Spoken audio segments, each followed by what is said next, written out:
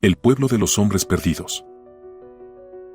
En un pequeño pueblo de El Salvador, rodeado de densos bosques, ríos oscuros y campos interminables, la gente vivía de la pesca, la leña y la siembra. Era un lugar tranquilo, hasta que comenzaron las desapariciones. Todo empezó con los pescadores. Salían de madrugada a los ríos y nunca regresaban. Luego fueron los leñadores, quienes se adentraban en el bosque y desaparecían como si la tierra los hubiera tragado. Más tarde, los agricultores comenzaron a perderse en los campos de maíz. El pueblo entró en pánico. Nadie sabía qué estaba pasando. Algunos decían que era obra de brujería. Otros aseguraban que en los ríos y bosques habitaban espíritus malignos. Pero los más ancianos del pueblo lo tenían claro. Es la ciguanaba. Las advertencias de los ancianos. Los más viejos del pueblo contaban historias sobre una mujer espectral, de cabello largo y negro, vestida de blanco. Decían que aparecía en los ríos, los caminos solitarios y los campos al amanecer, atraía a los hombres con su belleza, pero cuando ellos se acercaban, su rostro cambiaba a una calavera espantosa. Decían los ancianos, persignándose. Y con su risa los maldecía. Nadie quería creerlo, pero las desapariciones seguían ocurriendo. Por miedo, los hombres comenzaron a salir en grupos, nunca solos. Pero incluso así, algunos nunca regresaban. Hasta que, una noche, un joven llamado Mateo, un pescador valiente, decidió desafiar la leyenda. No creo en cuentos de viejos, dijo, riéndose. Iré solo al río y demostraré que no hay nada que temer.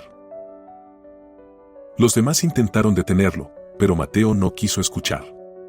Agarró su canasta, su machete y se marchó hacia el río en plena madrugada. El encuentro con la mujer del río. Esa noche, el cielo estaba despejado, y la luna iluminaba el agua del río con un brillo plateado. Mateo se acercó, se agachó para llenar su canasta y, cuando levantó la mirada, allí estaba ella. A pocos metros de distancia, una mujer con un vestido blanco flotaba sobre el agua. Su largo cabello cubría su rostro, y su silueta se veía perfecta bajo la luz de la luna. Mateo sintió un escalofrío, pero no apartó la vista. ¿Quién eres?, preguntó con la voz temblorosa. La mujer no respondió. Solo levantó lentamente la cabeza.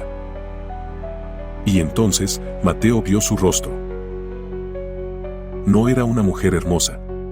Era un esqueleto con piel podrida, con ojos huecos que brillaban con una luz maldita. Su boca se abrió, dejando salir un sonido espantoso. Una carcajada aguda y demoníaca. Mateo quiso correr, pero su cuerpo no respondía. Sus piernas se quedaron pegadas al suelo, como si la maldición lo hubiese atrapado. La ciguanaba extendió los brazos y se movió hacia él. Y Mateo gritó. Los gritos despertaron a todo el pueblo, pero cuando los hombres llegaron al río, Mateo ya no estaba. La búsqueda desesperada. Los aldeanos buscaron por horas. Revisaron el río, los árboles, los caminos, pero no encontraron ni un solo rastro del pescador. Solo hallaron su canasta flotando en el agua. Desde aquella noche, nadie volvió a salir solo de madrugada. Pero las desapariciones no se detuvieron. Y pronto, algo aún más aterrador ocurrió. Los hombres perdidos regresaron, pero ya no eran los mismos. La desaparición de Mateo dejó al pueblo en shock, pero con el tiempo, la vida en el pueblo intentó volver a la normalidad. Sin embargo, las desapariciones continuaron. Los pescadores seguían perdiéndose en el río, los leñadores nunca regresaban de sus excursiones y los agricultores desaparecían sin dejar rastro. Los rumores crecían, pero lo peor estaba por venir. Unos meses después, un grupo de hombres que había desaparecido regresó a la aldea, y no solo eso, parecían completamente diferentes. Eran los mismos, pero al mismo tiempo, no. El regreso de los hombres perdidos. Un día, muy temprano, un grupo de niños que jugaban cerca del río vio algo extraño en el horizonte. Era un grupo de hombres caminando, delgados, sucios y con ojos vacíos, como si estuvieran perdidos en un mundo que no entendían. Es Juan. Y el viejo Víctor, gritó uno de los niños, señalando a los hombres que se acercaban. Los adultos del pueblo corrieron hacia ellos, esperanzados. Juan había desaparecido un mes antes y Víctor llevaba semanas perdido en el bosque. Pero cuando los abrazaron, sus rostros no mostraban alegría, sino un vacío aterrador. ¿Dónde estaban?, preguntaron entre lágrimas. Pero los hombres no respondieron.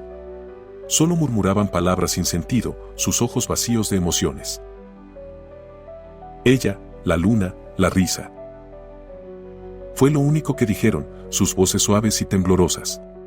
Nadie entendía lo que querían decir. La gente del pueblo los cuidó, les dio comida, agua y ropa nueva. Pero, por más que pasaba el tiempo, los hombres nunca volvieron a ser los mismos. La vida en el pueblo se volvió aún más sombría. Nadie salía por la noche, nadie quería hablar de lo que había sucedido. Pero los hombres perdidos, aunque regresaron físicamente, no parecían reconocer a nadie. Eran como sombras vacías, caminando sin rumbo, mirando al vacío. El testimonio de don Ernesto. Entre los hombres regresados, había uno que, después de varios días, finalmente recobró algo de conciencia. Era don Ernesto, un leñador conocido en el pueblo por su valentía y sabiduría. Cuando, por fin, pudo hablar con claridad, comenzó a contar su experiencia, aunque su voz estaba temblorosa y sus ojos no dejaban de mirar hacia el vacío. Vi a la mujer, en el río, empezó, su voz quebrada. Me llamó, como una diosa. Su rostro era hermoso, como la luna llena. Pero cuando me acerqué, su rostro cambió. Era una calavera. Don Ernesto soltó un suspiro y miró al suelo, como si le costara recordar. Nos atrapó, nos llevó a un lugar oscuro, donde no había ni cielo ni tierra, solo su risa maldita. Nos condenó a vivir entre sombras, lejos de todo lo que conocíamos. Los aldeanos lo miraban horrorizados, pero don Ernesto continuó, con la voz temblorosa. Y cuando nos soltó, ya no éramos los mismos. No recordábamos nada. No sabíamos quiénes éramos. Solo escuchábamos su risa, cada noche, en nuestros sueños. La maldición continúa. El pueblo ya no fue el mismo después de las desapariciones. Aunque los hombres regresaron, la ciguanaba seguía acechando. Nadie se atrevió a salir después del anochecer. Los caminos, los ríos y los bosques fueron evitados por completo. Con el tiempo, el pueblo se vació. Las familias se mudaron a otros lugares, y la aldea quedó en silencio, con las casas desmoronándose y la naturaleza tomando su lugar. La leyenda de la ciguanaba perduró en las voces de los pocos que aún se atrevían a contarla. Pero algo quedaba, algo oscuro que seguía acechando. Aquella risa maldita continuaba en los ecos de la noche. Y, según los rumores, la ciguanaba aún sigue esperando en los caminos solitarios, buscando a su próxima víctima. Si este video te ha gustado, dale me gusta.